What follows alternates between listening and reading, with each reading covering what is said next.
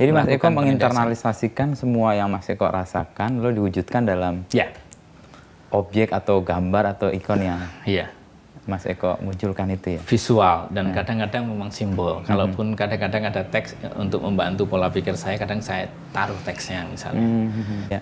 Mata yang menatap, Mata yang ada menatap, telinga merem, yang terbungkam, kosong, terus tangan yang mencapit. Tangan yang mencapit, korupsi masih ada di kita, dan kita adalah monster atau sesuatu yang tampak mungkin mengerikan. Sebagai manusia ya kita ini memang nggak bisa lepas dari antara hitam dan putih kan. Baik dan buruk. Bisa dibilang kita ini bisa jadi Tuhan kita sendiri dan juga iblis kita sendiri kayak gitu. Jadi bagaimanapun juga kita adalah monster sebenarnya. Kita monster diri kita sendiri.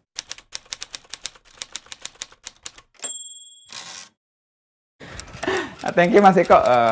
Saya dikasih waktu pagi-pagi. Biasanya seniman kan jarang bangun pagi. Tapi bangun pagi nggak Mas Eko? Saya termasuk morning person sebenarnya karena dari dulu punya anak 2 gitu nggak bisa bangun siang, jadi nyiapin mereka sekolah gitu pasti ya jam 6 minimal udah bangun. Dulu kan nganter sekolah juga waktu mereka TK, SD. Tahun berapa tuh kira-kira fase Mas Eko berkarya? 2005,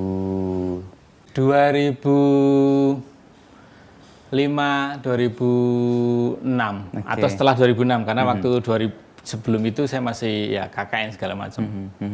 Terbentuk menjadi morning person ya karena anak itu. Karena anak keluarga, ya anak. Tapi kita berusaha mandiri dengan kontrak rumah, terus ngurusi semuanya sendiri gitu. Jadi ya bangun pagi, jadi membagi itu jadi terbiasa bangun pagi. Justru saya melukisnya pagi sebenarnya. Pagi kayak orang kantor sebenarnya. Jadi setelah semuanya aktivitas selesai, kalau ngantar sekolah, terus saya balik studio melukis. Tapi itu kayaknya malah yang jagain Mas Eko ya? Artinya punya waktu yang tertib gitu. Iya, artinya nggak. Nah, yang bikin beda dengan sekarang, mungkin tingkat stresnya terkontrol karena urusan domestik ya. Katakanlah ya, keluarga ngurusin. Terus sekarang ini saya bisa fokus karena anak-anak udah gede, udah ngurusin sendiri gitu. Kemarin sudah ya, terakhir dan sekarang sih bisa lebih rileks, tereduksi karena juga ada tim kecil ya yang untuk membantu studio, untuk proses itu yang ngurusi. Siap untuk memadukan antara tegangan proses kreatif dengan membuat scheduling yang tertib, itu Mas Eko menemukannya gimana tuh Mas? Supaya tadi ketegangannya berkurang. Ini kan kayaknya tadi tegang karena bisa mau vaksin atau karena urusan yang lain. Termasuk itu, jadi kepikiran. Sebenarnya saya orang yang gampang kepikiran, itu masalah saya sebenarnya. Saya berusaha nggak memikirkan, tetapi ya kepikiran itu bukan hal yang terencanakan ya biasanya. Dia datang begitu aja? Ya, jadi segala sesuatunya misal tentang ide misalnya gitu. Ide-ide itu datang dengan tiba-tiba, itu bisa sangat mempengaruhi saya. Tiba-tiba saya memang harus ya menyempatkan diri, memfokuskan diri untuk entah itu meluangkan dalam bentuk karya langsung atau mencatatnya. Itu baru rilis gitu.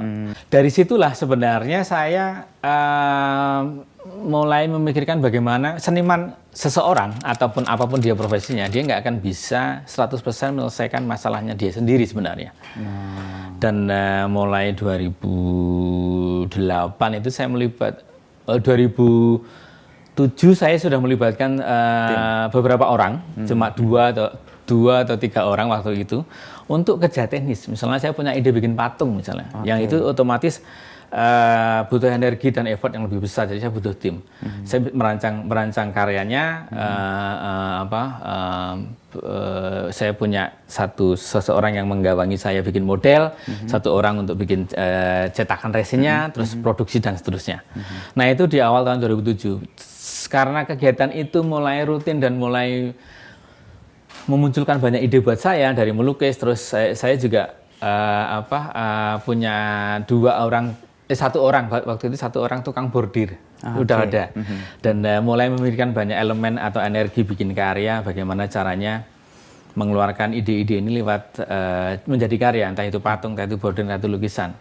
Nah 2008 mulai melibatkan seseorang yang awalnya waktu itu melibatkan seseorang mendata atau mendokumentasi atau filing tentang karya yang pernah saya bikin, atau karya di mana aja, ataukah sudah kembali, ataukah bagaimana statusnya kayak gitu, atau dokumentasi karya yang sudah jadi. Jadi saya sadar bahwa di situasi seniman ya mungkin dia hanya memfokus bikin karya gitu. Dan setelah itu kadang mereka juga ya wis mau diapakan, mau dijual, mau disimpan, mau dipamerkan atau mau diapa. Tapi setelah itu kan selesai gitu. Artinya dia ingat karyanya seniman itu. Tapi untuk mencarinya, untuk menguliknya, mendatanya itu butuh effort yang gede juga di kepala kita. Oh kayaknya ini di lukisannya di sini. Gitu. Atau misalnya lukisannya tiba-tiba jamuran gitu. Loh harus direnovasi atau dihancurkan kayak gitu-gitu. Nah itu pemikiran-pemikiran yang sebenarnya perlu diantisipasi, yang sebenarnya bisa didistribusi ke tim pihak lain gitu. Jadi Mas Eko menjadikan tim itu bagian dari stress release juga ya? Ya. Jadi saya nggak mungkin semuanya ada di kepala saya. Jadi harus ada ketika inputnya terlalu besar, outputnya saya distribusi menjadi kayak output. Jadi kalau ember itu bolongnya kecil-kecil gitu. Jadi airnya jadi artinya tersebar dan tidak menjadi beban di ember itu. Gitu. Supaya nggak melep-melep di embernya itu. Kita punya capability dan punya kapasitas dan kalaupun itu over dan kalaupun berkarya ya memang harus satu titik apa. Ya apa yang kamu suka misalnya ya seni rupa ya wis itu. Udah. Jadi artinya nanti faktor U juga akan menentukan di mana dia akan fokus gitu. Pastinya faktor masih muda dia akan banyak eksperimen, menemukan banyak hal, mencari lama-lama pasti akan mau nggak mau secara naluriah gitu, secara instingnya dia sendiri dia akan fokus sendiri kok sebenarnya. Tapi by the time kalau dia masih mencintainya ya, mencintai dengan lukisan misalnya gitu, dia akan fokus sendiri lama-lama. Itu by design atau by effect aja tuh? Kalau orang kemudian menemukan jalannya, menurut Mas Eko nih? Saya pikir nggak terdesain ya. Artinya saya juga nggak pernah merancang akan seperti ini gitu. Saya berpikiran bahwa oke, saya bisa hidup dari visual yang saya titip jual ke pengrajin Jogja sebelum bom Bali gitu. Pengrajin di Jogja booming, merebak gitu. Nah, saya bagian dari aktivitas itu. Saya mencoba mendistribusi ide-ide kerajinan saya.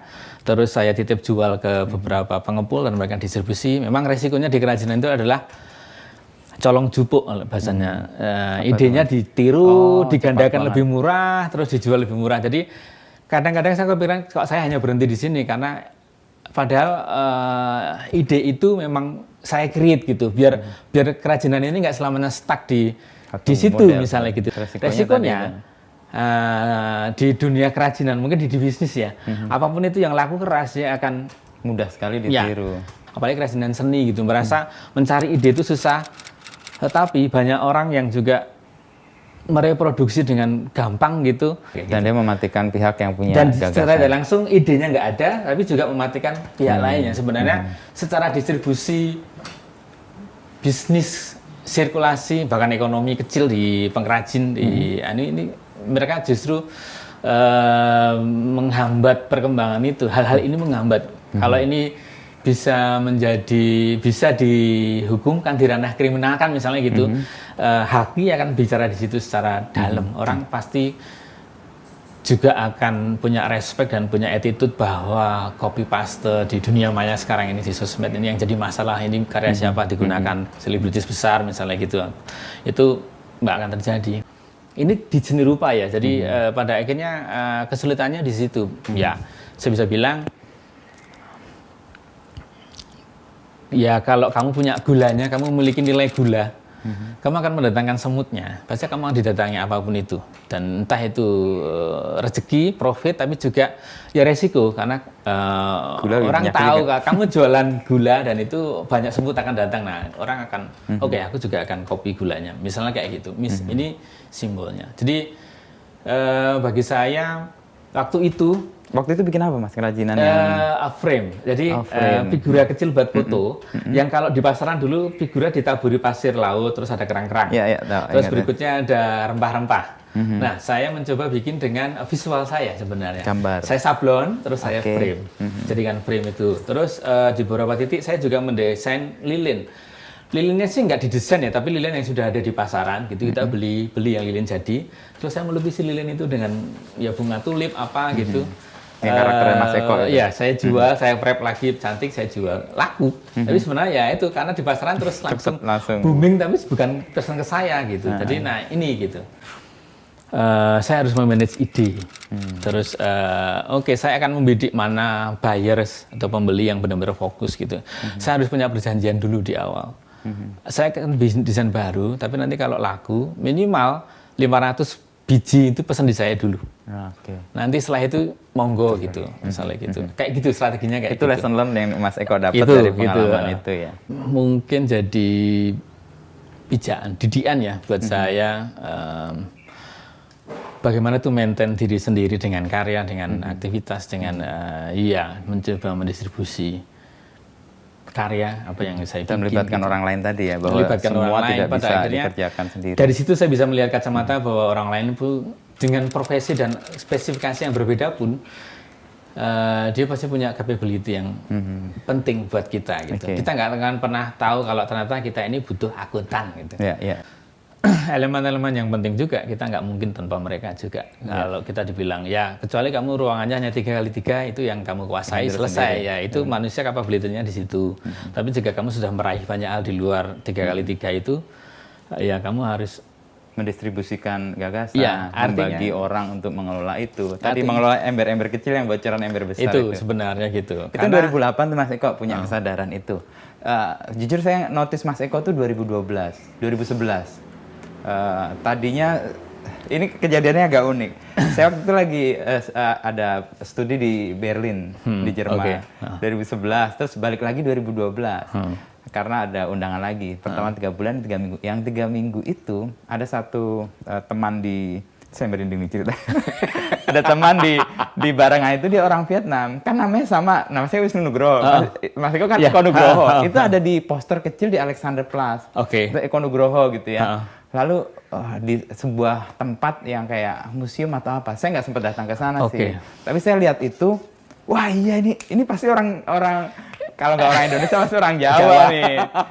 Lalu dari situ saya cari tahu dan kemudian ternyata saya udah mengenal agak lama, cuman nggak notice. Dulu kan Mas Eko sebelumnya kan juga di tembok-tembok itu bikin sesuatu yang gede-gede gitu.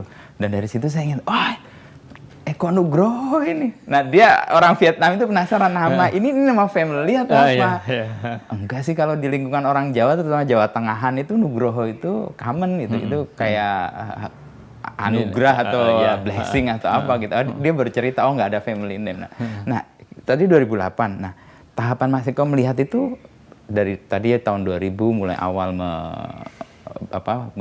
di kuliah masih, lalu sudah menikah, lalu 2008 proses untuk menyadari bahwa perlu melibatkan orang lain, di 2012 kemudian juga mungkin sebelumnya kan juga udah ke dunia internasional ya. Tahapannya Mas Eko ngelihat gimana perjalanannya? Paling dari 2012 tadi tuh saya agak itu. Kalau lihatnya dari sekarang gitu ya, setiap kali proses gitu selalu buat saya surprising juga buat saya dan menyenangkan dan selalu menambah semangat. Nah, effortnya itu effort next step, what's next, move on gitu. Jadi ayo tingkatkan lagi, be more professional, itu yang di kepala saya gitu. Jadi artinya banyak hal yang terus kembali tertempat di saya. Kalau saya sudah melangkah di satu rumah lainnya, apa yang kita dapat dari rumah itu. Dari situ terus ketika kembali ke studio, saya selalu menempa diri saya untuk terus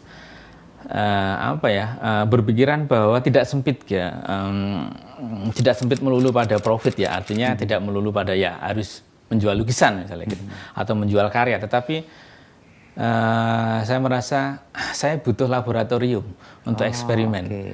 Jadi ada banyak hal yang saya kembangkan di laboratorium ini gitu. Artinya laboratorium bukan bentuk laboratorium, tapi bagaimana saya mengeksplorasi banyak hal, teknis, ide, strategi produksi karya misalnya gitu. Karena saya bilang tadi di awal, produksi karya memang tidak serta-merta semuanya bisa saya handling. Kecuali melukis itu antara interaksi personal saya dengan kanvas gitu. Tetapi misalnya kayak patung, bordir gitu tetap seperti ember bocor tadi. Semuanya ngalir ke pihak lain yang artinya dari mereka nggak tahu kesenian, mereka tahu kesenian. Dari mereka nggak tahu karyanya Eko Nugroho yang absurd, mereka tahu makna di balik semua visualnya. Karena proses learning atau edukasinya itu pelan sambil jalan. Secara pelan gitu. Kayak wong Jawa kayak alon-alon ini ngerti-ngerti paham gitu. Tapi nggak perlu dijelaskan langsung. Nggak perlu dijelaskan. Suatu ketika satu kecil dia tanya, saya jawab. Tapi berikutnya dia akan paham simbol-simbol, terutama ke karya saya. Terus setelah itu dia bisa ketika contoh di studio bordir ini timnya sudah bisa paham tentang karakter masing-masing seniman, karena tidak hanya saya. Dulu ketika kita mulai 2002 itu Ya back and forward. Ini gini, ini sebenarnya ini gini, ini kurang tebal, ini warnanya gesek, terus cara bikin gradasinya kayak gini-gini gitu. Saya nggak lepas tangan, tapi saya ngajari mereka. Jadi pertama memang saya saya pertama tertarik dengan bordir. Saya pikir waktu itu tertarik bahwa street art itu ada banyak elemen ya. Bisa membaca wacana street art gitu. Ya kamu bisa melakukan dengan spray, mural atau tempel misalnya gitu. Terus saya tertarik dengan mural, tapi mural juga efeknya saya harus mempersiapkan banyak elemen gitu. Terus saya pengen yang cepat gitu tempel, tapi tempel saya nggak ingin stiker sesuatu, makanya terus saya bikin bordir itu. Tapi kecil ya, karena waktu itu buat saya mahal. Kayak patch itu kan waktu itu. Patch saya tempel gitu. Artinya tapi dari situ kecenderungan ediknya itu muncul gitu tuh. Menarik ya gitu. Dan itu membimbing jalan yang Mas Eko tadi pertama sebut tadi ya, karena gigi di situ bukan by design tapi karena efek dari kegigihannya itu. Jadi kalau kamu mencintai, kamu akan following itu apa yang kamu cinta gitu ya. Menjadi seniman atau perupa ya, pelukis biasanya itu bukan cita-cita saya. Saya pengen jadi pilot waktu itu karena suka lihat pesawat terbang. Menjadi seniman, apalagi pelukis itu idealis banget. Saya punya anak, punya istri, dan saya belum melakukan apa-apa, belum punya pekerjaan tetap gitu. Berpikiran untuk lukisan ini bisa menghidupi saya, belum pernah kepikiran gitu. Terus, tetapi saya akan selalu menyisipkan waktu, menyisipkan budget kecil untuk bikin karya.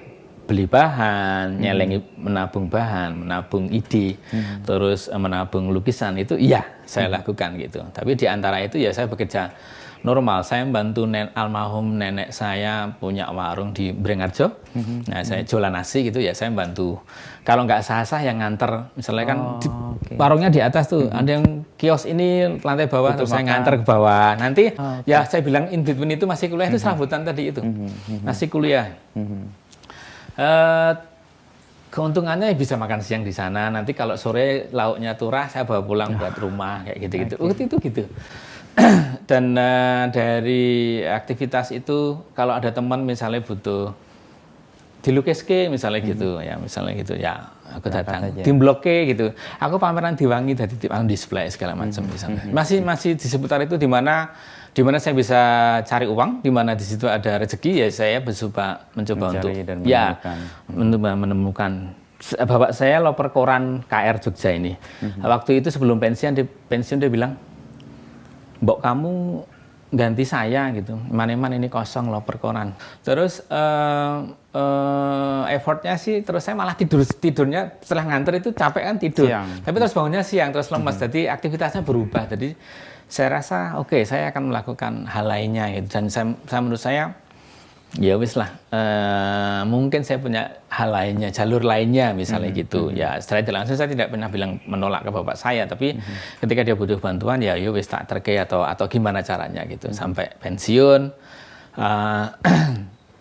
ya saya tetap gambar sih sebenarnya, kerjanya serabutan. Dan jadi pelukis memang nggak pernah terdesain. Karena kita dari keluarga yang memang nggak ada hubungannya sama seni ya.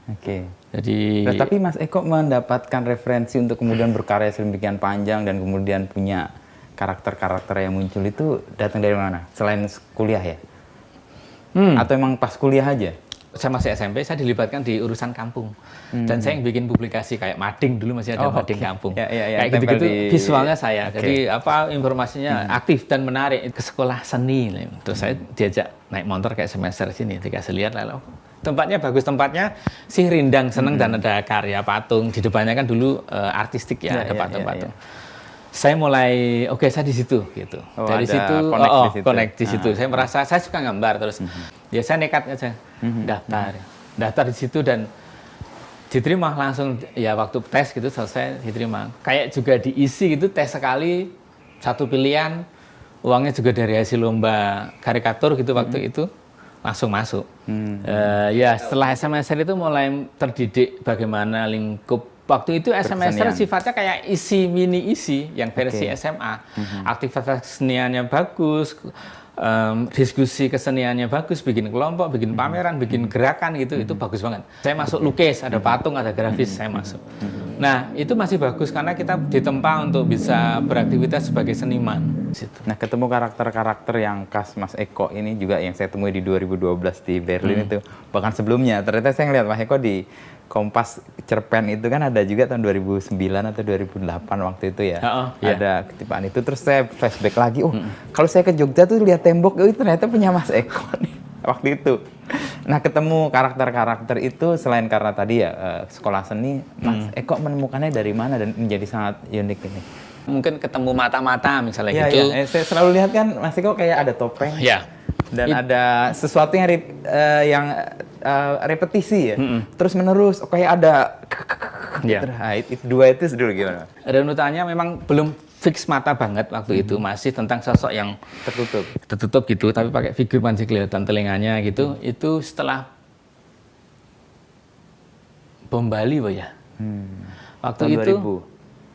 Waktu itu saya tertarik bagaimana sebuah ideologi ini bisa mengabaikan manusia, bisa mengabaikan tetangganya, bisa mengabaikan keluarganya, bisa mengabaikan temannya gitu. Jadi bagaimana itu dipaksakan untuk ini loh, ideologiku misalnya gitu. Dan tapi itu juga melukai dan menyakiti dan bahkan ya itu tadi mengabaikan hal-hal kemanusiaan lagi lainnya. Nah, waktu itu terus saya pertama membuat figur sebagai monster. Dulu sih pakai superhero, terus sekarang ada figurnya itu kayak monster, terus masih kelihatan matanya tapi rata-rata monster gitu, atau prajurit bawa pedang atau sesuatu yang ekstrim. Waktu itu konsep idenya dari sana, bagaimana manusia sekarang ini gitu. Dan waktu itu banyak, dan kita juga belum pasti secara keselamatan, secara keamanan, perdamaian waktu itu. Terus saya merepetisi figur-figur ini yang berusaha menteror secara visual keluar, karena ini simbol atau situasi yang saya rasakan, situasi yang kita rasakan. Jadi visual itu banyak muncul warnanya ngejreng gitu, dan kadang cuma black and white, hitam putih gitu, dan antara benar dan salah gitu, mana sih nggak ketahuan. Kayak gitu. Jadi waktu itu banyak muncul karya hitam putih, dan sekarang masih dominasinya adalah hitam gitu gambarnya. Kalaupun saya mulai sketnya pakai cat hitam, kalaupun salah, saya harus punya cara untuk merekayasa bagaimana kesalahan ini menjadi sesuatu yang indah. Nah, itu konsepnya di situ. Dan visual-visual yang muncul terus tereduksi menjadi mata-mata itu pada akhirnya juga masih berkembang dari tentang identitas. Jadi kalau sekarang lebih pada bagaimana kita ini menjadi identitas yang sangat majemuk, sangat variabel. Tapi kita tidak pernah bersuara, kita tidak pernah berusaha mendengarkan, tidak pernah bersuara untuk hal yang terbaik misalnya. Dan kita ini generasi yang cerdas, kalau yang sekarang visual sekarang generasi yang paling cerdas, karena semua informasi kita punya. Dari ujung dunia sampai ujung dunia lainnya, tapi ya kita hanya tahu, seperti kita hanya melihat aja, kita menyimpannya dengan hal-hal yang menjadi simbol yang bisa dilihat di visual saya gitu. Tapi lebih banyak melihat dan menyimpan daripada untuk mengeluarkannya untuk menjadi hal baik, atau katakanlah tindakan yang baik gitu. Katakanlah ketika korupsi masih menjadi hal yang paling ada misalnya gitu, atau hal-hal perang masih ada, bahkan negara yang dibilang super demokratis gitu, demokrasi itu masih. Jadi Mas Eko menginternalisasikan semua yang Mas Eko rasakan lalu diwujudkan dalam objek atau gambar atau ikon yang Mas Eko munculkan itu ya? Visual, dan kadang-kadang memang simbol. Kalaupun kadang-kadang ada teks untuk membantu pola pikir saya, kadang saya taruh teksnya misalnya. Tapi kadang-kadang juga enggak gitu, simbol aja. Iya. Mata yang menatap, yang telinga, merem, yang terbungkam, kosong. Terus tangan yang mencapit. Tangan yang mencapit, korupsi masih ada di kita, dan kita adalah monster atau sesuatu yang tampak mungkin mengerikan. Sebagai manusia ya kita ini memang nggak bisa lepas dari antara, kalau bisa dibilangkan antara hitam dan putih kan. baik dan buruk. Bisa dibilang kita ini bisa jadi Tuhan kita sendiri dan juga iblis kita sendiri kayak gitu. Jadi bagaimanapun juga kita adalah monster sebenarnya. Kita monster diri kita sendiri. Yaitu harafiah manusia ya. Ketika dia di posisi, kita juga bisa bicara tentang bagaimana manusia ini ditempatkan. Di bawah atau di tengah atau di atas. Itu juga akan berpengaruh pada kebijakannya, pada tindakannya. Dan ketika manusia ini juga diposisikan pada statusnya gitu. Statusnya di sosial misalnya, itu juga akan berpengaruh pada apa yang akan dilakukannya misalnya, apa yang akan harus dilakukannya. Orang lapar pasti akan memberikan bagaimana cara mencari uang. Tapi orang yang kenyang bisa bicara bagaimana cara mencari uang. Tapi orang lapar akan berusaha untuk mencari uang, bukan bicara lagi. Jadi ini yang mungkin bisa ditelaah lebih panjang lagi. Jadi ingat ini, Mas Eko tuh punya dulu pets kalau nggak salah. Warek khotbah, lapar kerah itu ada di karya sebenarnya. Itu dia ya. Ada di karya Bordir yang itu dipamerkan di Berlin. Ya. Warek khotbah, ngelih kerah. Bisa seperti itu mungkin pandangan picik saya ya. Artinya ya wis simpelnya apa yang terjadi yang saya dapat, informasi saya filter dan saya merefleksikannya secara verbal teksnya itu. Karena waktu itu visualnya nggak keluar, hanya teks ini yang kuat di kepala saya, terus saya tulis saja. Refleksinya seperti itu sih. Dan itu bisa terjadi pada saya dan saya mengalaminya. Saya tidak hanya bicara tentang apa yang terjadi, tapi juga kadang saya sendiri juga masih memposisikan bahwa oh ya memang saya manusia kok, saya bukan hal-hal yang berbeda dengan orang lain Anda atau siapa aja sama gitu. Ya ketika sakit ya dia akan mengerang atau menangis, tapi ketika senang ya dia akan ketawa bahagia gitu. Dan ya sifat manusianya ya keseharian yang Mas Eko internalisasikan dalam karya itu mungkin yang menghidupi juga ya, sehingga nggak selalu kekurangan ide karena memang nggak mencari-cari, ada di sini tinggal bagaimana menginternalisasikan dan membuatnya itu. Ya. Kalau bagi saya, dimanapun saya ditempatkan, saya berada, saya akan menyerap, itu adalah ide, gitu. Karena saya nggak akan kehabisan. Saya selalu bilang bahwa ide saya dari sekitar saya pernah bikin karya tentang seorang petani yang ada di sekitar sini, gitu, yang punya masalah tentang, sekarang ini anak cucunya sudah tidak mau mengerjakan sawah. Itu bisa saya serap, ide gitu. Ya. Terus, ya nanti akan saya peras, saya sharing lagi mana yang akan saya keluarkan, persempit menjadi mungkin teks, mungkin visual, mungkin pesan, mungkin kalimat, mungkin ya akan menjadi mungkin karya-karya. Itu yang membuat karya-karya Mas Eko juga relate dengan situasi yang sedang terjadi dan mudah segera dipahami meskipun simbol-simbolnya mungkin orang rumit, tapi setelah melihat agak lama, oh ini maksudnya. Gitu ya. Yang kedua kan itu butuh keahlian atau kecakapan yang luar biasa, Mas, kemampuan mendengar. Itu kan kepekaan yang nggak semua orang bisa tuh, mau mendengar petani yang berkeluh kesah tentang anaknya yang nggak mau jadi petani, yang membuat pekerjaan yang nggak akan ada yang melanjutkan, itu melatihnya gimana? Beruntungnya jadi orang kampung mungkin ya. Saya tinggal di kampung yang padat, Ledok Perodrijan namanya. Jadi kampung ini juga termasuk, dulunya sih kampung rusuh ya. Rusuh. Copet. Gali gitu. Ya. Dan Ledok itu ya yang Ledok, di dekat Bintaran itu. Iya. Oke. Yang daerah itu teman-temannya Segidok segala macam. Saidan. Saya selatannya Saidan.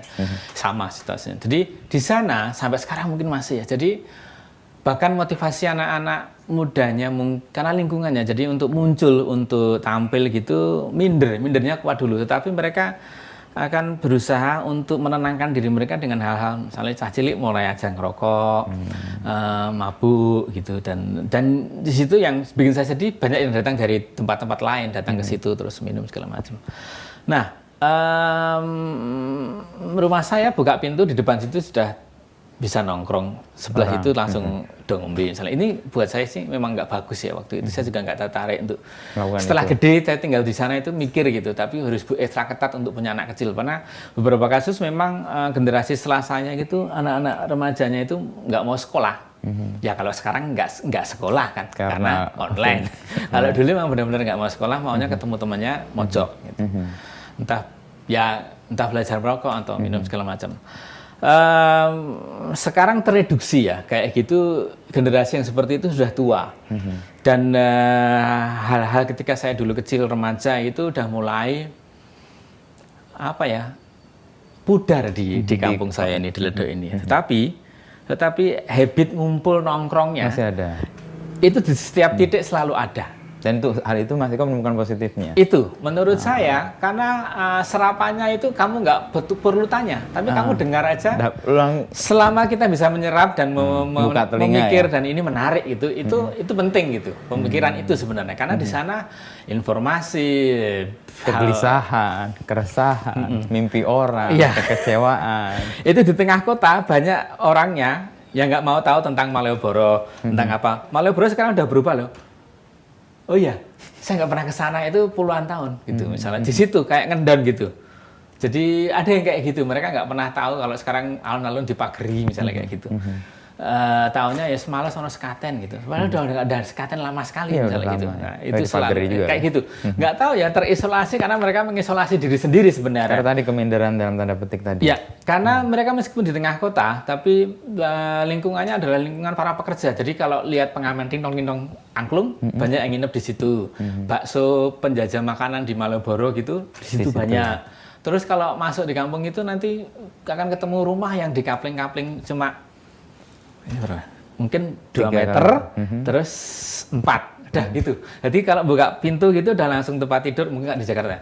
Tempat kasur, terus TV, atau kalau punya TV, kalau nggak ya turu. Kayak kalau Jepang sebenarnya tren tuh, hotel kapsul itu. Iya, kalau saya tahu Jepang semakin kecil semakin asik, tapi orang ini karena semakin kecil semakin murah dan dia nggak bisa beli atau untuk tempat yang lebih besar.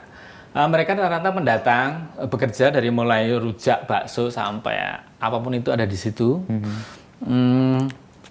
Tapi anehnya mereka bisa kaya, terus membeli rumah-rumah di situ. Dan mereka yang sekarang para pendatang ini bisa menghidupkan kampung ini karena mereka membeli rumah itu terus mendatangkan banyak pekerja. Terus rata-rata penduduk aslinya sih sudah sepuh ataupun keluar dari kampung itu.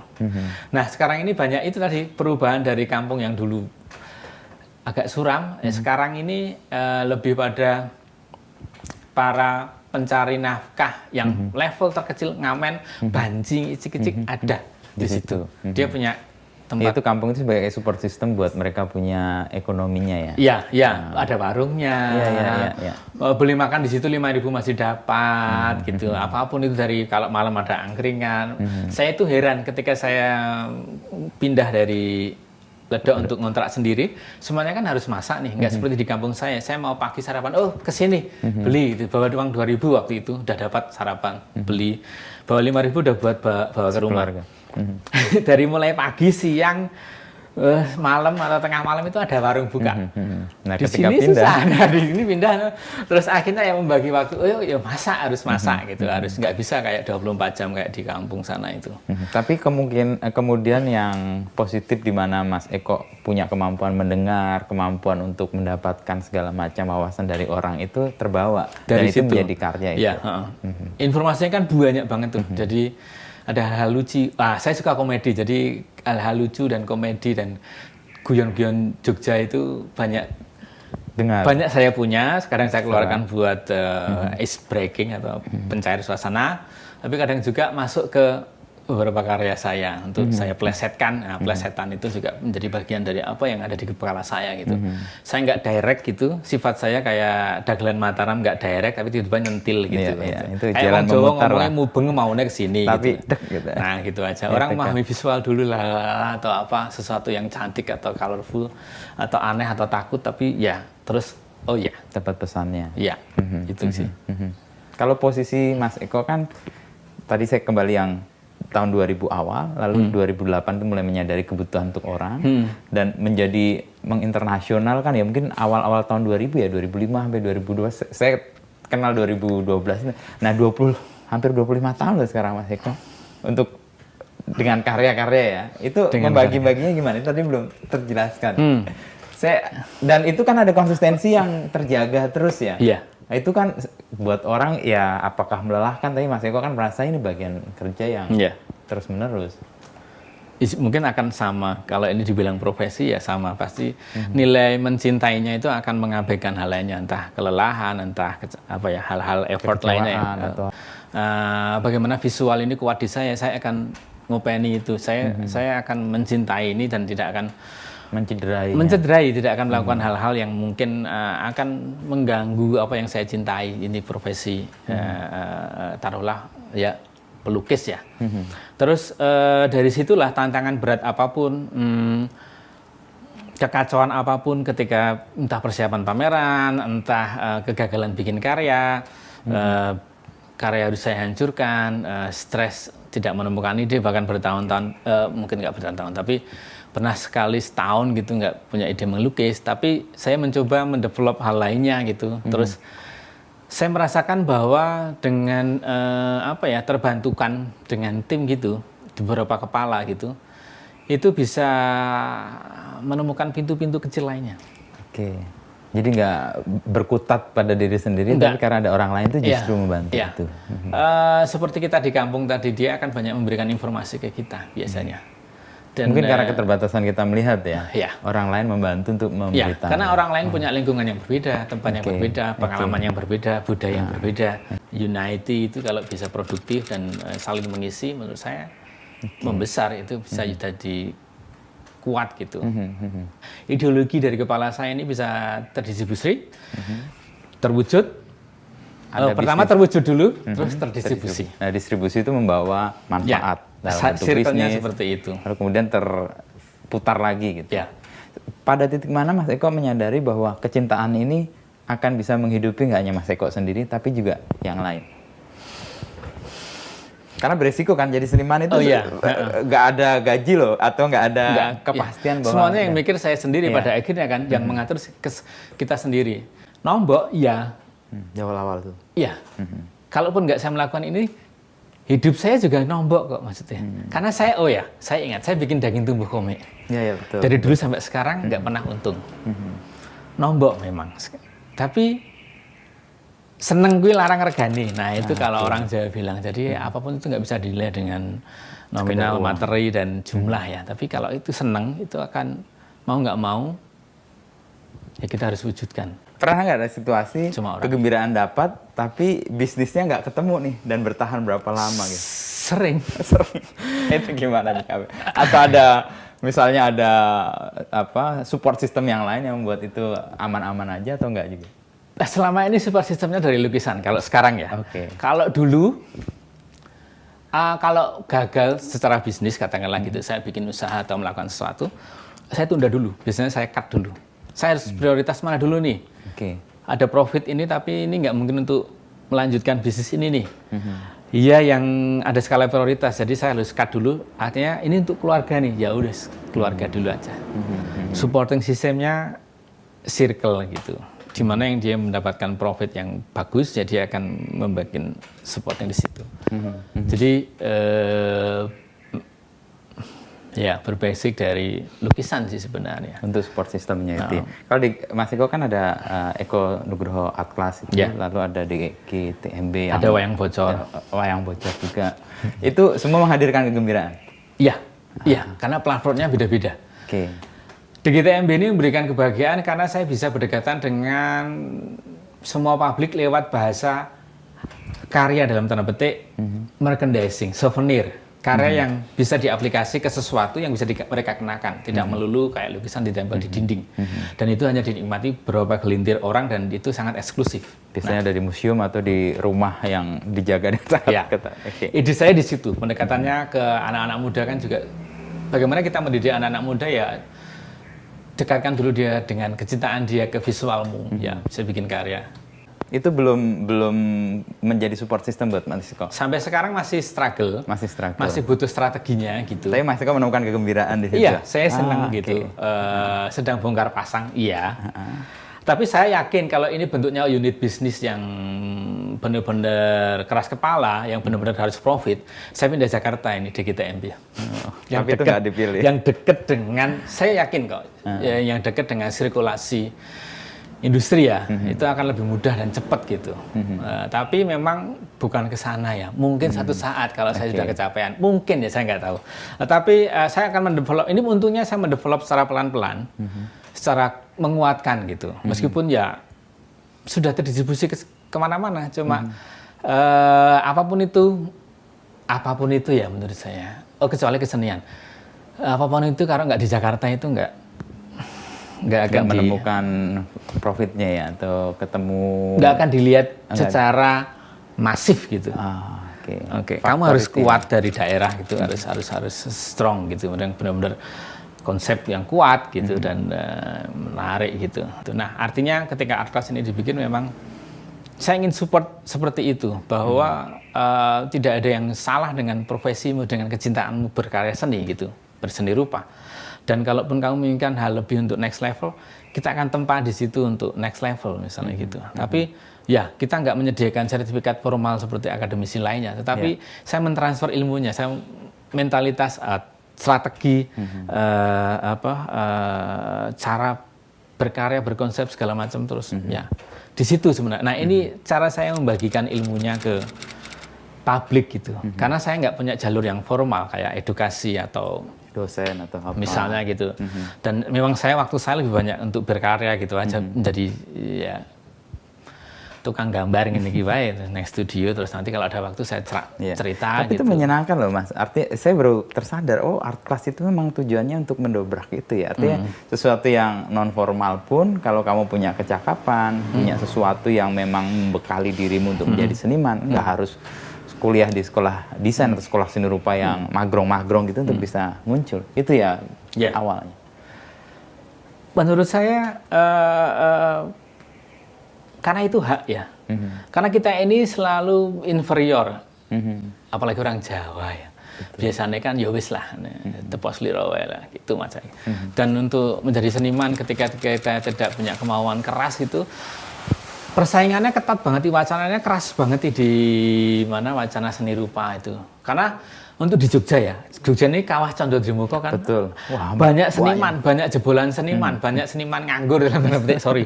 Tapi juga banyak seniman yang sukses, banyak seniman yang berganti profesi. Nah, artinya itu pergulatan yang keras dan kuat kan. Nah, ketika itu merasa harus didominasi oleh akademisi itu nggak fair kan. Artinya ya nggak demokratis lagi. Artinya orang-orang yang punya skill dan punya kemampuan dan dia layak tampil ya tampil gitu. Nah, memunculkan keberanian, PD, kekuatan untuk masuk ke ranah wacana itu memang butuh tahu gitu. Misalnya gini, aku nggak tahu situasi rumahnya Mas begini nih. Aku sungkan pasti ya. Tapi ketika aku sekali sudah tahu, aku tahu toiletnya di mana, nanti kalau aku pengen kencing akan ke situ. Aku tahu misalnya Mas begini ada sofa yang misalnya kalau suatu saat darurat misalnya aku bisa nunut tidur di situ. Misalnya seperti itu. Atau misalnya ini nggak mungkin nih karena keluarga besar kecil saya takut ganggu kayak gitu. Tapi artinya ketika kita udah tahu situasinya, dia akan punya pikiran bagaimana strateginya. Nah, kita untuk Art Class itu melakukan itu. Jadi kayaknya Mas Begini ini tertarik dari seniman. Ada cita-cita yang nggak mewujud dulu karena ya besok kalau udah nggak sibuk gitu kan nanti ya kan teman-teman di Jogja banyak nih, senimannya banyak nih udah bikin produk barang menarik. Di Art Class itu nanti terima orang-orang pensiunan nggak? Terbuka usia. Ibu-ibu dari tante sampai mahasiswa itu ada kelas vision namanya. Yang pertama kali saya lakukan untuk mereka yang masuk di kelas vision adalah kita sebenarnya harus ngobrol dulu, talk. Apa kemauan mereka? Ada yang kebutuhannya, aku tuh dulu waktu remaja gambar, tapi setelah menikah itu kesibukan berkeluarga. Sekarang ini anak saya udah gede-gede, terus sekarang pengen lukis lagi. Nah, kebutuhannya itu. Terus ada lagi mahasiswa, Mas piye Mas karyaku iso ngangkat terus masuk ke pameran segala macam. Yuk digali, kayak gitu. Terus ada lagi, aku tuh punya ide banyak, tapi aku pengen bikin komik misalnya, kayak gitu-gitu. Jadi ada coachingnya ya? Ya disitulah makanya. Untuk membantu selain sama orang saya menemukan. ada tim, ada guru juga. Plus ada psikolog kalau di Art Class itu. Karena kalau terutama juga berfungsi buat anak-anak yang dasar yang kelas usia 4 sampai ada yang 4 sampai belasan lah, teenager gitu. psikologi mereka sebenarnya bisa terbentuk dan terbaca dari visual. Jadi ketika ada periodik tertentu, misalnya 15 kali pertemuan dengan karyanya, nanti ada pertemuan dengan psikolog. Jadi akan dibahas secara karya. Oh, dari situ memahami perkembangan. Kan ada nih anak-anak yang pendiam, pulang ke rumah, padahal di sekolah ada masalah, tapi nggak pernah ngomong. Tapi dia gambar. Ada pemukulan, ada dipermalukan, misalnya gitu. Itu sebenarnya ada, tapi kalau orang tua nggak paham, dia nggak tahu. Nah, menggabungkan itu, sebenarnya orang tua bisa tahu tentang situasi anaknya lewat visualnya. Terus orang tua bisa memotivasinya dengan ke visualnya. Jadi, kita bikin jembatan ini. Jadi kesenian ini membangun satu jembatan komunikasi, terus juga jadi terapi. Yang saya rasakan gitu, yang itu saya transfer ke mereka. Dan kita bikin kurikulum loh. Jadi ada kurikulum yang kita terapkan ke mereka dengan periodik untuk kelas basic apa, intermediate apa, vision apa gitu ada. Menemukan itu Mas Eko dari mana? Kayak kurikulum, lalu ada talk, lalu ketemu bahwa ini bagian dari terapi. Ini kan saya baru dengar sih, jujur aja, ini sesuatu yang nggak seluas itu saya pahami, ternyata ada melibatkan psikologi. Pengalaman. Dari pengalaman. Dari dulu waktu kecil saya suka sekali edukasi pendidikan. Jadi waktu kecil memang lingkungan saya yang seperti itu, saya merasa teman-teman saya banyak yang putus sekolah gitu, terus saya sangat suka sekolah. Nggak tahu kenapa. Saya sangat sekolah. Ikut mereka tapi justru sebaliknya. Oke, karena saya selalu nggak beruntung ketika main layangan. Saya orang yang nggak bisa mundur layangan. Bahkan naikkan layangan agak susah buat saya. Itu sering diejek, satu. Yang kedua, main gambar itu, wayang. Umbul. Saya nggak punya keahlian itu. Main kartu, saya nggak punya keahlian untuk bagaimana strategi agar menang misalnya gitu. Ya saya main kartu, saya tahu. Saya kalahan juga. Kalahan, saya sebenarnya kalahan, nekeran kalahan misalnya gitu. Tapi saya punya bermain gitu. Nah, satu-satunya ruang saya untuk menyenangkan diri menggambar, dan menggambar itu ketika saya terapkan di kampung bermasalah karena saya gambari tembok, gambari halamannya orang gitu. Misalnya dulu kan sering dimarahin, iki sih kok dicoret-coret. Nah, buku-buku pelajaran itu. Kalau saya nggak paham, saya lari gambar-gambar di buku pelajaran, tapi sekaligus saya juga tahu tentang sejarah Patimura. Nah, itu saya senang. Misalnya saya tahu tentang hal-hal yang saya nggak tahu di kampung, misalnya gitu. Nah, nilai-nilai ini yang sebenarnya saya selalu penasaran, pengen tahu gitu. Jadi edukasi pendidikan menurut saya penting. Ancaman yang sangat menakutkan buat saya dari bapak ibu saya ketika dulu dibilang, kan saya pernah beling nih, nakal, main nggak pulang, terus dicari, terus geger semua sekeluarga. Terus saya bilang, kalau kamu gitu ngumpulnya sama anak-anak itu, kamu nggak usah sekolah gitu. Terus saya nangis. Itu ancaman yang menakutkan. Ancaman yang saya pengen, karena aku suka nggak dengan pernah pendidikan. Sekolah, saya nggak mau gitu. Itu ketakutan saya waktu. Dari situlah mungkin insting saya tentang bagaimana mencari tahu itu penting ya. Dari situlah. Dari perjalanan karir saya sebagai pelukis misalnya, dengan aktivitas kemana-mana, melihat apa-apa, membaca apa-apa tentang yang tentunya fokus tentang seni rupa ya. Buat saya penting dan saya merasakan manfaatnya. Makanya dari berapa ya? 2011 mungkin 12 itu saya tertarik bikin art school gitu. Tapi memang formatnya baru 2015 saya bikin bener-bener. Itu 2015 saya bikin tim dulu. Sekolahnya belum ada. Saya cari guru yang lulusan dari UNY seni rupa itu. Terus aku membicarakan ide-ide saya, terus di breakdown menjadi sebuah kurikulum. Terus based on pengalaman Mas Eko tadi. Pengalamanku. Yang tadi terapi, saya ketemu si terapi Mas Eko menggambar itu sebenarnya menyelesaikan masalah yang banyak sekali di kampung itu ya. Dan itu tadi tercermin kalau orang dalam beberapa waktu pertemuan gambarnya akan ketahuan psikologisnya kayak apa. Satu hal cerita menarik dari art class itu, pertama kali ada ini cerita aja. Satu siswa yang misalnya dulu ketika ada tamu ke rumah gitu, dia lari-lari naik meja dan dia nggak mau salaman gitu. Nah, ketika ikut art class, tapi udah nggak ikut, bukan nggak selesai, tapi rumahnya lembah jauh terus nggak bisa ikut. Berapa kali ikut ya? 10 kali pertemuan. Yang heran itu orang tuanya. Dia nggak pernah lari-lari, terus ketemu tamu, salim. Gitu. Tapi terus gambar. Dituangkan di situ katanya, tapi terus dibawa ke sekolah gitu. Itu yang membuat saya ini menarik untuk di riset, diketahui lebih jauh tentang seni rupa yang dengan metode saya gitu waktu itu. Dan saya selalu membahasnya dengan tim guru, tim art class. Artinya ada hal yang menarik dan kita akan coba bikin buku untuk metode ini. Kita bikin kurikulumnya. Kita jalan terus kok sampai sekarang masih dan mulai up menarik karena banyak orang tertarik dengan konsepnya gitu. Memang nggak tahu ya itu tadi saya nggak deket dengan Jakarta, jadi media nggak banyak tahu. Tapi artinya inilah ide saya kenapa saya bikin laboratorium art and edukasi di Jogja. Banyak teman atau partner atau investor yang ingin saya bikin di luar tempat lain, tapi saya bilang ini masih laboratorium yang harus saya riset dulu. Saya mau tahu efeknya, perkembangannya atau strateginya gitu dan saya masih pengen tahu. Handle by Mas Eko sendiri itu menyenangkan gitu, saya langsung datang gitu. Kan godaannya nggak sedikit tuh Mas Eko. Misalnya lihat sesuatu yang mulai tumbuh dari Mas Eko, orang luar lihat, lu ke Jakarta lah, ayo kembangin di Jakarta. Pasti. Membuat Mas Eko tetap stay di sini dan mencintai ini sampai dia tumbuh dulu, apa yang membuat Mas Eko mau bertahan? Karena godaannya pasti gede banget. Iya, Jogja itu unik ya. Terus kota mungkin geografis, tapi tim juga buat saya seni rupa dan wacananya itu di sini seni rupa itu. Kuatnya itu di laboratorium Jogja itu. Pasarnya Jakarta, iya. Tapi laboratorium kesenian itu di Jogja. Jadi saya merasa saya memiliki banyak elemen untuk saya bisa masukkan dalam art and edukasi ini. Tapi nanti saya bisa mendistribusikannya ke Jakarta gitu. Jadi itu yang sedang saya pikirkan gitu. Nanti kalau ke Jakarta, ya profit yang akan saya pertimbangkan misalnya gitu. Kalau di sini laboratoriumnya yang makanya ini masih laboratorium yang sedang saya kembangin. Nanti ketika ini semuanya sudah tersusun rapi dan menjadi sesuatu yang bisa terbaca, ini akan jadi sesuatu yang bisa diaplikasi di tempat lain. Iya, tempat lain gitu dengan keterbatasan kehadiran saya misalnya gitu, dengan keterbatasan diskusi dengan saya gitu. Ini aplikasi-aplikasi kayak gini yang sebenarnya sedang saya godok.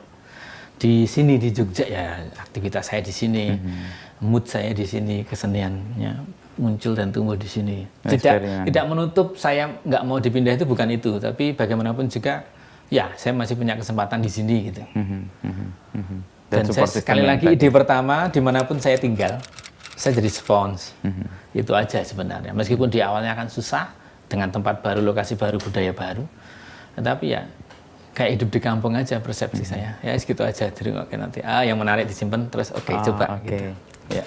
Hidup di kampung yang tadi Mas Eko sebenarnya agak sebel tapi satu sisi positif banget ya. Iya. Memberikan ya kemampuan untuk menyerap tadi ya semua persoalan dan sebagainya. Ya, ke depan Mas Eko ngelihat gimana? Kan udah ada hal yang kemudian terbukti bahwa apa yang diwujudkan ini dan dicintai ini menghasilkan sesuatu. Dan sudah menjadi tempat di mana banyak orang juga terlibat dan mendapatkan manfaat. Itu kan satu sisi menjadi support system Mas Eko sendiri. Buat mereka juga memberikan sesuatu, nggak hanya penghidupan, tapi juga mereka transfer sesuatu yang Mas Eko punya, lalu mereka paham. Mereka paham, Mas Eko juga dapat. Lalu ke depan ini seni kan lagi rame-ramenya nih Mas. Dan banyak banget gimana. Kayaknya semua hal itu pengen ada seninya deh. Itu saya mengalami nggak hanya di sini, di Jakarta juga. Mas Eko melihat ke depan apa yang mau masih digagas dan perlu dilihat gitu ya. Artinya ini positif banget buat dunia kesenian ya, menurut saya. Tahun-tahun ini ya. Era-era ini. Generasi sekarang ini dan fenomena ini, era ini ya. Karena di flashback memang di era saya tidak seperti ini ya. Ketika art bersentuhan dengan merchandising, art bersentuhan dengan produk dan industri yang besar, dan itu diamini dan disenangi dan dirayakan, something positif menurut saya. Dan ini kita harus merasakannya. Benturannya di era akan ketemu di benturan di era berikutnya. Ya, sejarah perjalanan kesenian kan selalu berkembang dan berubah. Di era situasi sekarang ini nggak mungkin akan diiyakan ketika kita bisa bicara tentang seniman-seniman senior lah eranya 90 ke atas. Mereka akan sangat mungkin bukan anti ya, tapi akan sangat kesulitan bersentuhan dengan dunia komersil, brand segala macam. Karena bagaimanapun juga ada nilai request dan seniman ini juga kadang kepalanya lebih besar, jadi ide-idenya harus sesuai saya misalnya gitu ya. Susah harus beradaptasi. Kayak gitu, ada hal-hal yang sebenarnya pakem ya, era pakem ya misalnya. Nah sekarang ini menurut saya menarik karena saya melakukannya di 2013 ketika dengan Louis Vuitton misalnya gitu. Ya itu menurut saya yang besar banget itu. Waktu itu juga saya merasa bahwa saya berada di antara ujung pedang nih, jadi dihujat benar-benar. Karena saya juga melakukan street gambar di jalan, terus saya juga melukis gitu, dan penggabungan elemen ini sempat agak gabungin. Tiba-tiba ada elemen brand misalnya gitu. Itu tidak semata saya iyakan, saya masih satu nggak percaya. Yang kedua, ini complicated ketika saya harus menghadapi ini di dunia kesenian, di wacana seni rupanya, senimannya. Bagaimana saya bersentuhan dengan brand, produk misalnya gitu. Apa nanti saya? Tetapi prinsip saya, pengalaman baru, hal-hal baru itu penting. Saya nggak akan pernah tahu kalau saya nggak mencobanya. Harus saya benturkan. Dan saya mengiyakan, dan terjadilah proyek itu. Dan setelah itu proyeknya ya menyebar dengan proyek macam-macam misalnya. Terus produk itu mulai membuka diri, seniman juga mulai visual artinya seniman mulai melihat peluang ini, generasi muda terutama, bukan yang tua ya, senior ya. Karena yang senior ini akan bermain di ranah galeri, ya, katakanlah galeri ya. Dan museum seni rupa yang mungkin pakem ya, mungkin gitu. Nah, ini yang muda ini melihat peluang ini di ranah mereka. Mereka nggak perlu pameran di galeri, tapi mereka populer di Instagram misalnya gitu. Itu adalah galeri mereka. Itu adalah popularitas mereka, fans mereka, penggemar mereka yang bisa lebih interaksi langsung. Dan setiap saat yang mereka bikinkan adalah sesuatu yang bisa populer, bisa dijual. Yang di sini ini kentara banget dengan profit seniman muda sekarang ini. Nggak masalah, ini eranya dan ini memang di mana-mana, tidak hanya di Indonesia ya. Artinya itu adalah jalur yang sebenarnya menarik. Nah, mana kita akan milih gitu misalnya gitu. Otomatis bagi saya ini seperti saya bilang tadi adalah sejarah kesenian juga. Kita akan tahu nanti akan membesar seperti apa, menjadi benturan seperti apa di next-nya. Ini masih proses dan kita mengalaminya dan menyenangkan gitu. Saya juga nggak dirugikan dengan situasi ini, malah diuntungkan kan. Karena makin meluas sebenarnya. Makin meluas dan saya lihat banyak potensi-potensi anak muda dengan karyanya, generasi muda misalnya gitu, generasi seniman muda menarik gitu. Semakin banyak orang yang mengetahui kamu, sekarang ini takarannya adalah followers misalnya gitu, semakin leluasa apa yang akan kamu bikin, dan mereka akan menerimanya. Tapi juga jangan salah, semakin banyak yang akan menyoroti kamu.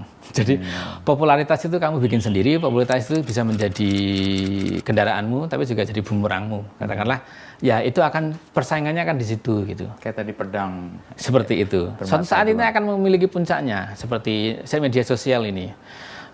Sekarang sudah bertumbuh lagi banyak hal media sosial yang bisa lebih memungkinkan banyak hal lagi misalnya gitu. Nah ini menarik buat saya. Saya seperti spons, saya akan menyerap semuanya, mencoba mencari tahu. Meskipun anak saya sekarang lebih tahu tentang sosmed, tentang bagaimana apa istilahnya beli daring itu lebih praktis buat mereka dibanding saya. Saya mulai belajar ke sana menggunakan aktivitas itu dan piranti itu untuk kebutuhan saya misalnya. Dari ruang terkecil bisa mengakses semuanya, bahkan dia datang ke kamar misalnya kayak gitu. Nah, ini akan terus seperti itu. Ini akan membuat strategi-strategi di kepala saya yang belum saya bisa bicarakan karena itu masih menjadi strategi-strategi saya. Masih diserap juga ya, Mas Eko? Akan saya serap bagaimana. Nanti setelah itu baru. Iya. Tadi Mas Eko kan ada di ujung pedang ketika bertemu dengan Louis Vuitton dan berhadapan dengan apa tadi istilahnya atau industri. Itu menghadapinya ketika menemukan teman-teman yang di sekitar entah mencibir atau ini, Mas Eko gimana? Satu, saya tetap konsisten bikin karya yang selama ini ada, misalnya lukisan atau apa. Saya konsisten bikin schedule jadwal pameran, karena bagaimanapun juga pameran itu adalah pertarungan kita tentang di dunia wacana seni rupa, bagaimana posisi kita akan selalu dibaca gitu dengan karya-karya terbaru. Apakah akan stuck? Apakah akan menurun, apakah akan naik, apakah akan ada hal yang menarik dan fresh gitu. Apakah ada hal penemuan, hal-hal baru misalnya gitu. Saya tidak memanjakan diri saya di produk, terus setelah Louis Vuitton saya dengan produk-produk lainnya enggak. Mungkin sangat beda dengan seniman muda sekarang ya, langsung nyambung ke brand-brand lainnya. Nah, saya tetap kembali pakem karena saya dengan galeri, museum, proses berkarya saya ada di sini, konvensional. Karena bagi saya juga ini adalah ruang lingkup yang sangat personal buat saya melukis itu. Bagaimana karya ini muncul dari saya seperti anak gitu, dan dia akan kemana dan dia bagaimana, itu adalah tetap menjadi benang merah saya, pertalian darah saya dengan karya gitu. Tidak serta-merta hanya melebar meluas gitu selesai, tapi bagaimana dia diperlakukan gitu, gitu ya. Tapi proses justru itu membuat Mas Eko malah nggak tertutup kan pintunya untuk brand-brand yang lain. Kalau enggak. Karena Mas Eko tetap gigih di bidang yang Mas Eko cintai, dengan tadi schedule akan pameran di mana-mana, itu kan bagian yang itu jiwa besar yang apinya, sementara yang lain percikan-percikan itu yang kemudian datang gitu, kan. Setelah Louis Vuitton ada Samsung, ada Aqua nih kita dan hampir semua kayaknya orang juga pengen sama Eko Nugroho gitu ya. Tapi selected ya, artinya lebih dari itu banyak.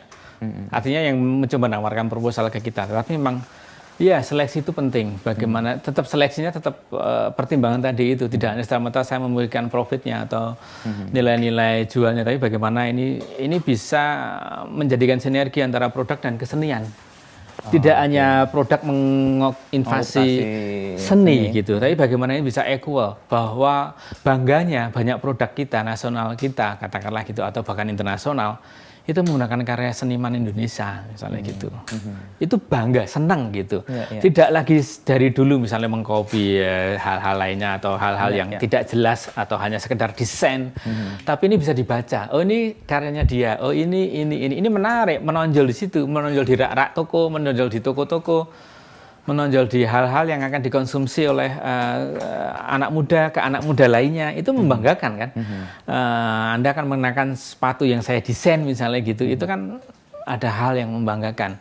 Dan kita sesama, dan ini artinya ada di lingkup kesenian Indonesia. Dan bagusnya produk lokal menjadi terbuka dan big support gitu. Untuk karya-karya itu. Artinya nggak berhasil dengan saya, dia akan lari ke seniman lainnya. It's good. Tidak melulu dengan saya, dan artinya itu terdistribusi. Dan artinya mengembangkan seniman-seniman lain. Ya, itu penting kan artinya. Pemikirannya adalah ke seniman, bukan lagi angel lagi senimannya ke biro desain misalnya gitu. Nah, enggak gitu kan. Ya, biro desain sekarang juga punya bargaining dengan desain-desain yang mungkin harus berbeda, harus terkonsep dengan kuat dan menarik gitu. Artinya itu tetap masih seni rupa, artinya ranah visual. Artinya ini feedback yang bagus.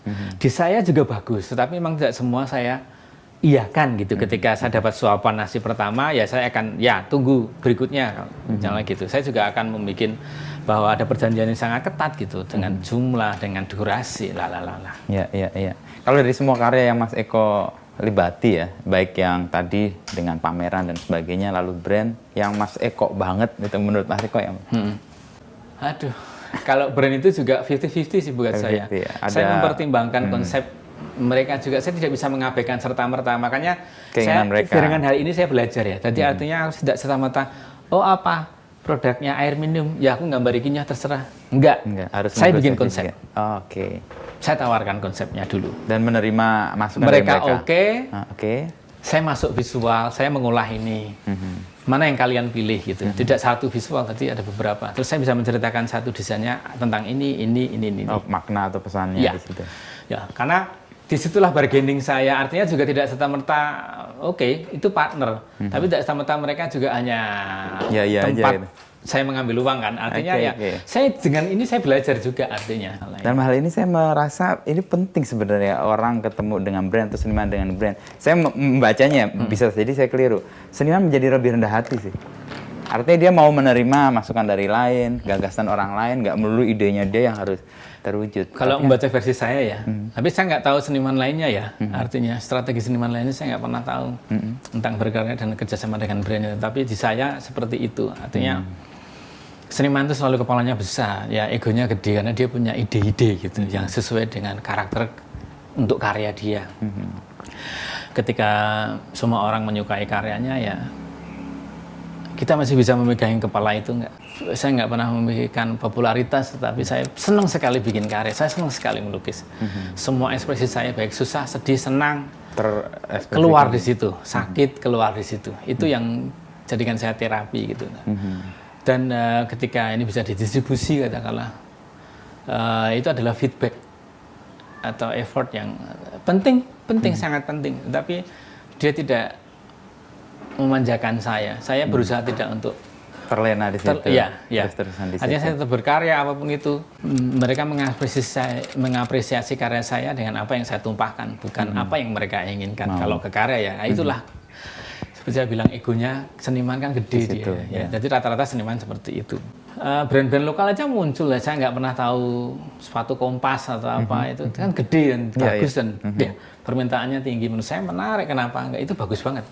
Nggak tahu ya apakah karena Jokowi, saya juga nggak tahu ya, tapi artinya kebijakan-kebijakan yang mendorong itu mungkin. Saya juga sadar betul bahwa behind the scene pasti ada kebijakan.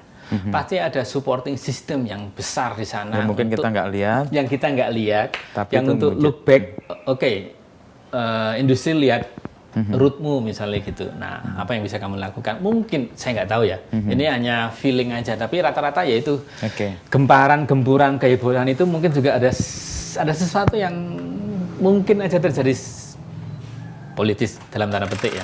Artinya hal kayak gini kan juga tidak terjadi di era saya. Iya.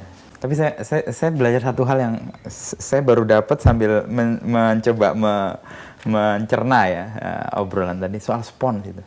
Itu saya lihat kayak strategi yang sekaligus jadi sumber kekuatan sih.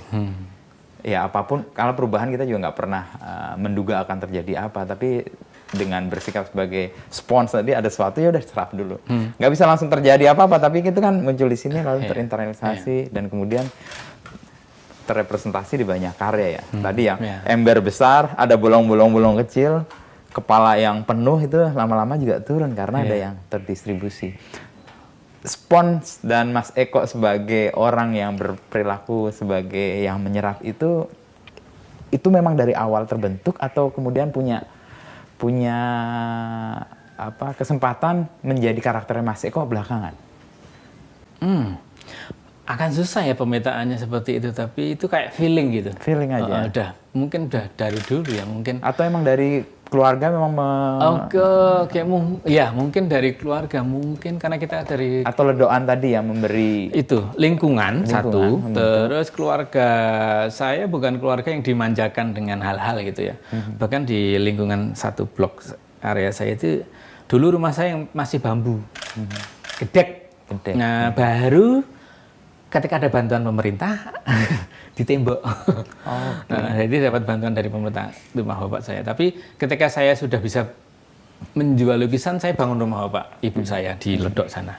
Mungkin ya do something as long as positif ya misalnya, atau misalnya halal misalnya ngono iki. Menurut saya juga melihat bapak ibu saya, misalnya bapak saya kerja koran, tapi di sela-sela harinya dia tukang pijet. Saya sering dipijet dulu. Almarhum bapak saya ketika masih sugeng, saya senang dipijet. Sekarang ini kangen aja dipijet, temu pijet gitu kok nggak sama ya. Itu terus dia keliling ya kan. Jadi sampai dia punya pelanggan gitu ya. Bagus menurut saya. Bagus ya. Jadi kalau tingkat stresnya tinggi, ekonomi kita rendah, tingkat stresnya tinggi. Bapak saya ya karena pemasukannya juga nggak seperti orang lain gitu kan. Jadi bapak saya agak temperamen gitu. Jadi segala sesuatunya nggak beres, jadi akan emosional biasalah. Ibu saya ibu rumah tangga, ngurusi 5 anak misalnya. Anak pertama ya bisa dibayangin, loper koran sampai pensiunnya almarhum ini 60.000 gitu sebulan. Ya dulu ketika era saya masih SMA karena udah SMA udah kuliah dia baru pensiun. Ya dia masih bisa menggunakan itu untuk 5 orang anaknya utang sana sini. Tapi alhamdulillah sampai sekarang sih nggak ada masalah tentang keuangan, meskipun ya segala sesuatunya harus dibagi berlima, beli ayam dibagi berlima kayak gitu, telur ya dipotong setengah, jarang utuh misalnya kayak gitu-gitu. Ya klasik ya situasi yang saya alami. Mungkin jadi pada akhirnya ada semangat bahwa dapatkan yang terbaik apa yang ada di sekitarmu, di depanmu misalnya gitu, nikmati itu misalnya, dan ya bersyukur aja. Jadi ya misalnya gini, tetangga saya misalnya, tolong buang ke sampah, nanti setelah itu dikasih jajan misalnya kayak gitu. Sirkulasi di kampung kayak gitu. Terus suruh makan, aku gaya rotinya kayak gitu-gitu. Jadi back and forward. Jadi tapi itu harmonis sekali, menarik dan tidak ada beban. Dan ngalir gitu, karena semua orang juga baik, lingkungan gitu ya, kecuali memang kalau saya terlibat misalnya ya teman-teman yang melakukan itu juga masih jadi teman, maksudnya mereka memang pilihan kan, tapi aku nggak, nek ngumpul ya ngumpul, nek ngombe ya ngombe ya, tapi aku nggak ikut misalnya gitu, karena aku juga mikir resiko. Kalau melakukan itu, iya, dampaknya satu kan, balik mesti aku dimarahi, terus aku bermasalah, aku rentuk sekolah. Yang kedua aku masih ngomong adik-adik gitu, nanti karena aku kepikiran aja mereka pasti niru. Karena pertama tadi ya. Pastinya gitu ya, misalnya. Terus itu effortnya gede, larang mesti dadak iuran gitu. Itu nggak mungkin. Juga, kan? Buat saya nggak mungkin, meskipun ya bisa terfasilitasi, tapi nggak mungkin lah. Aku mikir hal lainnya aja. Satu itu secara aktivitas mungkin, dan secara ini saya lebih banyak mendengarkan lah, seneng. Saya lebih suka ngegongi pembicaraan, bikin lucu, hal-hal sambil gitu. menyerap tadi ya? Iya. Karena tiap orang ini unik. Orang yang sok tahu tentang tim sepak bola misalnya gitu. Rungoknya saya lucu aja, lucu udah. Tapi saya nggak mau balas atau... bukan ke sana, tapi ini sosok yang unik. Saya bilang gitu. Dengan keberaniannya, Dian sok taunya tentang hal-hal saya suka, karena ya ini adalah karakter yang akan berbeda dengan teman sebelahnya yang pendiam misalnya gitu. Seru sih. Saya ngeliat, oh ternyata energi Mas Eko kayak gitu. Saya nggak nyangka bahwa pengalaman waktu di Ledoan itu berpengaruh besar dan pengaruh positif yang kemudian menjadi telinga untuk banyak hal, dan kemudian apa yang diserap dijadikan sebuah internalisasi atau bagian yang kemudian Mas Eko pilih, ini dimunculkan di sini, ini dimunculkan di sini. Dan itu kayaknya sih mudah-mudahan, dan saya berharap mungkin itu kayaknya juga akan abadi sih, karena itu kan nggak pernah berakhir juga, nggak pernah selesai tuh obrolan, keluhan atau percakapan, pembicaraan dengan orang. Selama kamu bertemu dan orang itu masih berbicara padamu, menurut saya kapanpun itu akan ada sesuatu yang baru dengan orang yang sama ya. Menurut saya itu. Jadi seni menurut Mas Eko nggak jauh dari hidup sebenarnya? Buat saya iya. Mau apa? Jadi saya menyukai banyak hal yang berhubungan dengan seni. Apa ya? Warna saya suka. Pemilihan kaos itu sudah seni. Musik itu sudah seni juga. Jadi kalau saya melukis selalu ada musik misalnya gitu. Dan apa ya? Ngamen di jalan yang bisa melontarkan lagu ataupun cuma dicat perak itu untuk minta uang itu seni buat saya. Nah, bagaimana ya? Ini selalu related dengan hal-hal seni. Bagaimana membidik ini menjadi sebuah kesenian dari elemen sudut itu, misalnya gitu. Dan itu kembali lagi ke kehidupannya sendiri. Iya. Saya di mana ya ini apa yang ada di sekitar saya ditempatkan di mana. Karena kan kita nggak bisa milih nih. Mau jadi orang Amerika ya mungkin. Ya pindah ke sana untuk mencoba hidup nggak masalah. Iya, tapi nggak akan bisa mengingkari apa yang tadi. Sebenarnya aku seperti jika kejadian seperti itu akan jadi spons. Kalaupun berhasil, ya itu adalah efek. Tapi kalau enggak, ya ini rootnya balik ya wis. Tapi karakter itu akan ke bawah kan. Dimanapun kamu tinggal. Ya kalau di sini di Jogja ya begini. Ya seperti ini. Misalnya ini unik, keunikan yang mungkin juga nggak bisa ditiru atau nggak bisa dikopi oleh orang lain juga ya. Karena pengalaman personal juga kan. Iya. Dan itu sangat karakter ya. Mungkin ya. Mungkin ada yang punya kesamaan, kemiripan, entah di mana, entah berantah, bisa jadi. Karena toh manusia juga nggak beda-beda amat, pasti akan ada singgungannya pasti, ya, pengalaman hidupnya. Yang kembar aja ada, misalnya gitu. Selama kita punya karakter, punya jati diri, punya sesuatu yang kita paham, kita tahu, ya situ aja menurut saya. Kalau kita nggak tahu, mengada-ada, kita tahu itu, ya akan tampak kok sebenarnya. Kita nggak perlu menjustifikasi, tapi akan tampak. Artinya kan, kalau kita nggak paham dengan apa yang kita lakukan. Nggak keluar dari diri sendiri gitu ya. Kalau kita nggak paham ya artinya akan tampak aja sebenarnya, gampangannya gitu akan tampak. Oh ya misalnya ya. Ini mungkin juga membuat Mas Eko juga nggak pernah merasa lelah, kayak nggak pernah mengada-ada juga. Ya udah karya keluar aja. Nggak bisa gambar, nggak bisa. Ya udah. Setahun bisa setengah tahun, tapi terus bikin bordir misalnya, bikin patung misalnya. Tapi tetap circle-nya gitu. Aku nggak bisa ngalamin, aku mau pengen cerita ke anak-anak kecil ya ke Atlas. Bikin wayang itu tadi. Bikin wayang, ngajarin mereka, terus nemenin mereka gambar. Mereka kan ya agresif, fantasinya ya saya suka gitu. Anak-anak itu. Itu kayak menyegarkan Mas Eko lagi. Iya. Saya suruh, yuk kita gambar tentang gajah misalnya. Yang digambar adalah gajah pink misalnya gitu kayak. Sesuatu kan yang nggak ada dalam pikiran kita misalnya gajah pink. Tiba-tiba dia ada ruangannya, pintunya bisa dibuka. Itu kan anak-anak, orang dewasa yang sudah lihat gajah, tahu gajah nggak mungkin ada pintunya, warnanya abu-abu, ya nggak bisa. Itu perspektif orang dewasa. Orang dewasa itu creating fantasi. Anak-anak itu hidup dalam fantasi. Anak-anak itu punya fantasi. Nah, orang dewasa itu creating kalau sekarang. Dia mengada-ada ya. Dia mencoba kekanak-kanakan di karyanya, di visualnya, di karakternya, di fashionnya, di ini creating. Tapi kalau anak-anak dia hidup dia, fantasinya itu ada di dia karena dia muncul dan dia belum tahu apa-apa. Dia belum banyak tahu. Nah, kita yang akan kasih tahu kan nantinya atau dia akan tahu sendiri. Nah, sebelum dia tahu semuanya seperti kita, itu biarkan dia fantasinya dia miliki gitu, jangan dijajah dulu, jangan diinvasi atau diberi sesuatu yang dia nggak hidup di dunia. Kecuali dia tanya, gajah itu kayak apa sebenarnya? Kasih lihat. Kecuali tentu buat Mas Eko, kalau tadi ngomong soal ember yang penuh lalu titik-titik di mana Mas Eko bisa mengembangkan ember-ember kecil yang tadi itu untuk suatu saat kembali ke Mas Eko sendiri ya. Bisa jadi dan memberi bisa penyegaran ke tempat lainnya juga. Dan buat Mas Eko juga kan? Iya, bisa kembali ke saya. Kalaupun ini misalnya ember bocor ke tanah kan, sampingnya lama-lama ada pohon nih, rindang ke saya. Misalnya kayak gitu kan. Muter ya. Nah, misalnya kayak gitu, circle-nya gitu aja, simpelnya gitu. Mas Eko. Sami-sami, Mas. Banyak ini.